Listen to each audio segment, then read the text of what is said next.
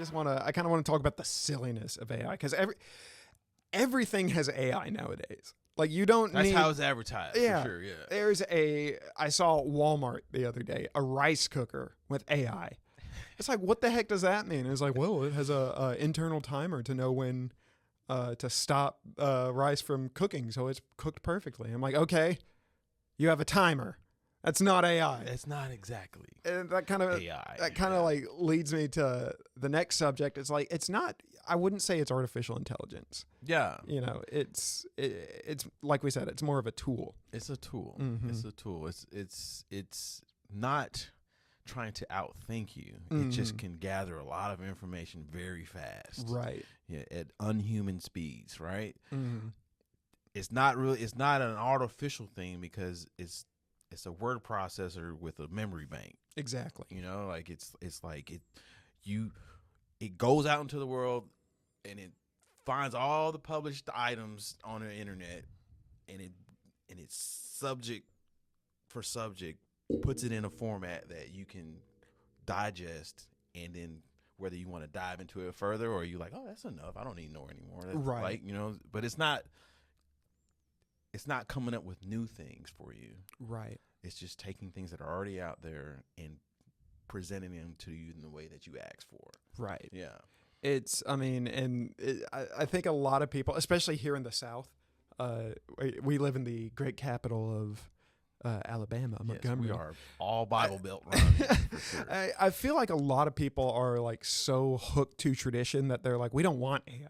For sure. We don't like I've had people come in and they'll like actually scan like a drawing that they did, and they're like, I want it like this. And I'm like, are you sure? Like, I can make it better. It's like, no, I want that hand drawn, which I love the hand drawn aspect, just not everyone's hand drawn aspect. Yes. Yeah. There's a certain group of people I would like their hand drawn. Right. Aspect. But not all of you. But when you like scan or give me a napkin, which has happened before. Someone has given me a napkin and they're like, I want this on a t-shirt. And it just has like a Sharpie drawing. And I'm just like, I guess I'll scan it in for you, but is this a concept, or do you want like, it was like, no, I want that. And it's like, okay. And then I give it to them and they're like, it's perfect. You know, it's like, I feel like that's a very, very old fashioned way of doing things. Like, even though like that's never been like the industry standard to do things, people like things that are hand drawn. I do too. I really do. But like when it comes to t-shirt design, it's better to use the tools at your disposal. Yes, because a lot of people don't think about the application of what it is they're trying to put on a shirt, right? Like, yeah, I see what you're doing. That's cool if you want to put it in a frame or whatever, but you're putting it on a shirt, so you want it to kind of coincide with where you're putting it at. You know, whether it's colors, whether it's not colors, whether it's, you know, certain shapes. You know, it needs to fit a certain way. It needs to go on a certain way. It needs to be applied a certain way. So exactly, we're that bridge. Well, we should be that bridge. Sometimes people don't want you to do your job, right? They just want you to take what they give you and put it where they said to put it, you know? Right. It's like, this hurts me to do it, but yeah, I get paid to. It looks lame, but that's what you want, so that's what I'll do. It's so funny, though, because it's like, you do realize you could take your concept, and ChatGPT has a feature where you can upload your picture, and you're like, take this picture of a stick drawing of a horse and a cat eating spaghetti and make it look realistic. Yes. And it will do that for you. It will do that. And thanks to new innovation in our industry, you know, we've recently made the jump to direct-to-film printing. Yes. It's like, now you don't need to worry about like splitting up screens and screen printings. Yes. The most, I can't even come up with the words, but it's very time consuming. Right. Just the whole process of screen printing is time consuming, and DTF has streamlined that aspect to a science. Right. Yeah, it's a interesting journey watching when I started here a couple years ago, screen printing, manual printing, and then going into the detail of like the amount, how different it is, and how more efficient it is, and how easier it is to turn around product. Mm-hmm. You know, like that is, technology has done some amazing things in that aspect. And it's really, you know, I know we're kind of transitioning from AI to direct to film, but you know, it's a conversation. That's how these things go. They kind of go hand in hand. They do, you know, on certain aspects, well, right? It's because I love it because you no longer need to take someone's submitted art and make that as a process print. Process prints are cyan, magenta, yellow, black. You know, you no longer need to split that up into 4 different pieces to print on top of each other. All we need now is a PNG. That's it. High res PNG, please. We'll print a low res PNG if that's what you give us, but high res. High res is the best res.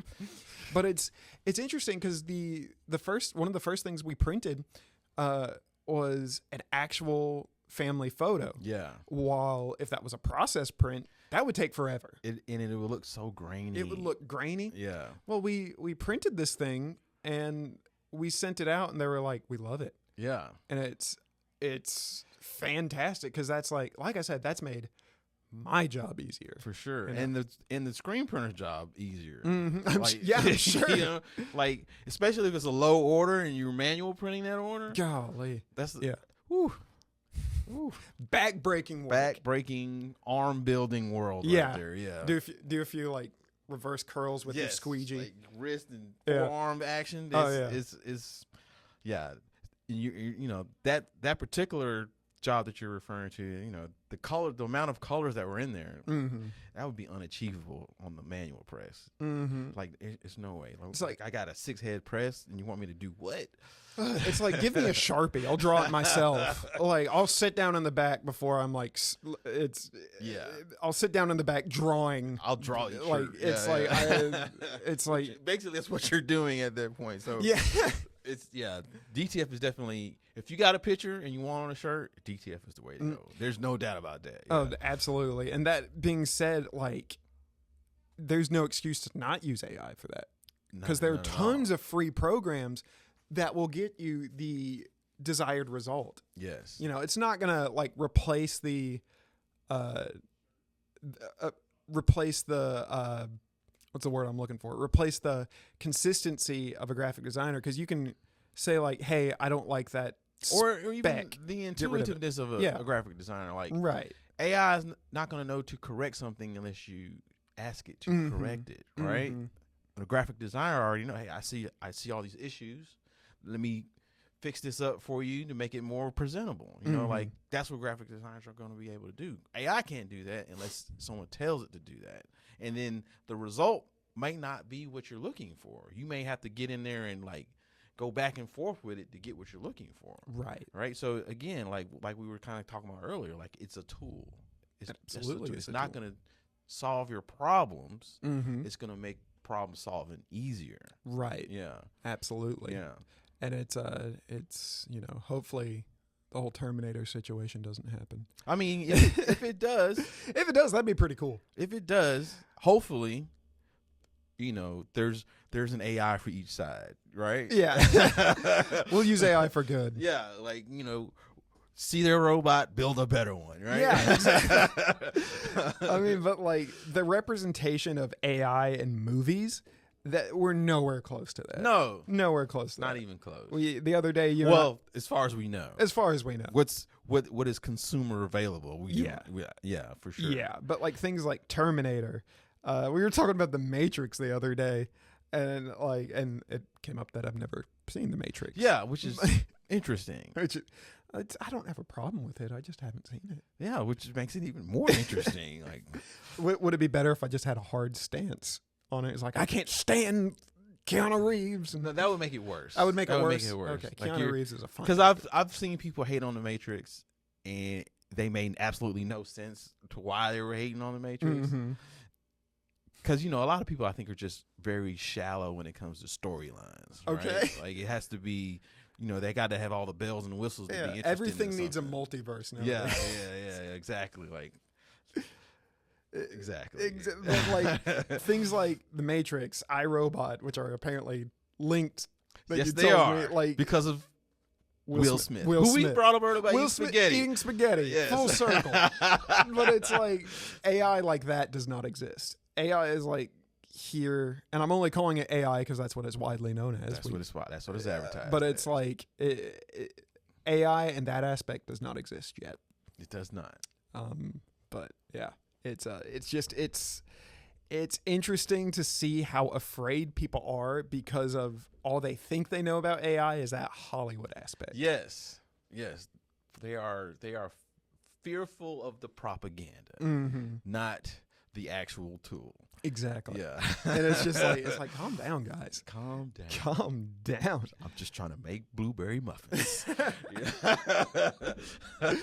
Oh man. But it's been really fun chatting with you today. Always, brother, like on or off the mic. Yeah. Either Absolutely. way, like I love this because it's something that I've been wanting to do forever. You and me both. Yeah. And then, being roomed with you and just being able to talk it out and be like, you know what, let's just plug up and go. Yeah. And here we are. Absolutely. We lit the fire. We lit the fire of creativity. The thing that AKD contributed to this podcast is the fire. The fire. Also my paycheck. Indeed. But if y'all have any questions for us, feel free to comment down below or contact us Please on our fill up the comment section. We want to talk. We want to discuss. We want to be better at this. We want to expand. We do. Yes. And please check out our website. You can also contact us there at goakd.com. If you want merchandise, let us know. We have a few things in the making. Custom merchandise is also available. Custom merchandise. Things that you won't find anywhere but here. Oh, yeah.